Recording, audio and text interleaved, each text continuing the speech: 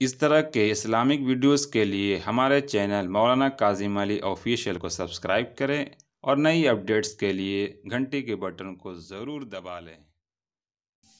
अस्सलामु अलैकुम वरहमतुल्लाहि वबरकातुहू। औरतें घरों में एतकाफ़ कैसे करेंगी? सबसे पहले यह मसला समझ लें कि औरतें जो एतकाफ़ करेंगी वो घर में ही करेंगी, मस्जिद में नहीं करेंगी।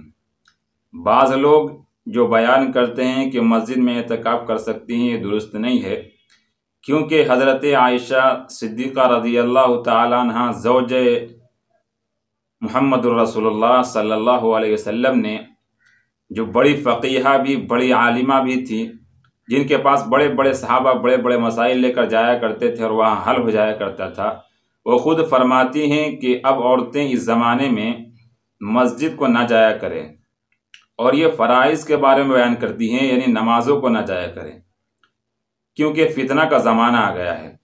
और फिर मज़ीद फरमाती हैं कि अगर हुजूर इस ज़माने में होते और इस फितने को देखते तो वो भी मस्जिद जाने से औरतों को रोक देते। तो ये दलील है इस बात की कि औरतों को मस्जिद में नमाज के लिए और दूसरे उमूर के लिए नहीं आना चाहिए। तो जब फ़राइज़ के लिए मना किया जा रहा है तो सुनन सुन्नत मुअक्किदा के लिए क्यों जमा होने दिया जाएगा?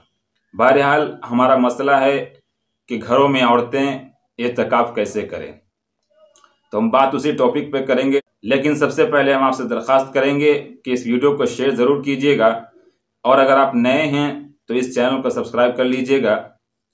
और अगर आपको कोई भी मसाइल रोज़े से रिलेटेड, ज़कात से रिलेटेड, सदक़ातुल फ़ित्र से रिलेटेड या इस तरीके से तरावी वगैरह के मसाइल या जो भी कुछ मसाइल, दीनी मसाइल पूछने हो तो आप कमेंट सेक्शन में जाकर कमेंट करके आप पूछ सकते हैं। इंशाअल्लाह आपका जवाब दिया जाएगा या फिर आपको मुनासिब लगा तो वीडियो बनाकर क्लिप में दिया जाएगा।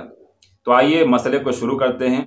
मसला ये था कि औरतें घरों में एतकाफ़ कैसे करेंगी। देखिए, औरत अगर एतकाफ़ करना चाहे तो घर के कमरों में से किसी कमरे को मुंतखब कर ले, किसी कमरे को चुन ले, वहाँ उसे इबादत करनी होगी, उसी घर में उन्हें रहना होगा, सोना होगा, उठना होगा, बैठना होगा, सब कुछ उसी कमरे में करना होगा। गोया कि वो कमरा उनके लिए मस्जिद के हुक्म में हो जाएगा। अब बिला ज़रूरत उनके लिए उस कमरे से बाहर जाने की इजाज़त नहीं होगी। चुनांचे अगर वो बिला ज़रूरत अपने घर के सहन में भी चली जाती हैं तो उनका एतकाफ़ टूट जाएगा। इसे घर के बाहर जाएं, छत के ऊपर जाएं, कहीं भी जाएं, उनका एतकाफ़ टूट जाएगा। हमारे यहाँ गलतियाँ ये होती है कि जब औरतें घरों में आती हैं तो सहन में गुफ्तगू करने के लिए चली जाती हैं, हालांकि लगवियात हैं, तो लगवियात में वैसे भी मकरूह है एतकाफ़ की सूरत में। अगर एतकाफ़ के मुअतकिफ़ कमरे में रहते हुए भी किया जाए तब भी लगवियात में लगना मकरूह है। और बाज़ औरतें छत पे चली जाती हैं ये समझकर कि ये तो घर के हुदूद हैं, हालांकि ऐसा नहीं है। रोज़ एतकाफ़ आपका छत के ऊपर जाने से भी टूट जाएगा और घर के बाहर जाने से भी टूट जाएगा और सेहन तक जाने से भी आपका एतकाफ़ टूट जाएगा। ऐसे ही शौहरों से अलग थलग रहें, क्योंकि बोसो किनार से भी एतकाफ़ के टूट जाने का ख़तरा है और अगर जमा हो जाए तो ये तो बिल्कुल ही सही नहीं है, इससे तो एतकाफ़ बिल्कुल ही टूट जाएगा। इसलिए शौहर से अलग थलग रहें। अब एक बात रह जाती है जो ये है कि अगर दौराने एतकाफ़ औरत को पीरियड आ जाता है, औरत नापाक हो जाती है, तो अब क्या करे? आया उसका एतकाफ़ रहेगा या ख़त्म हो जाएगा?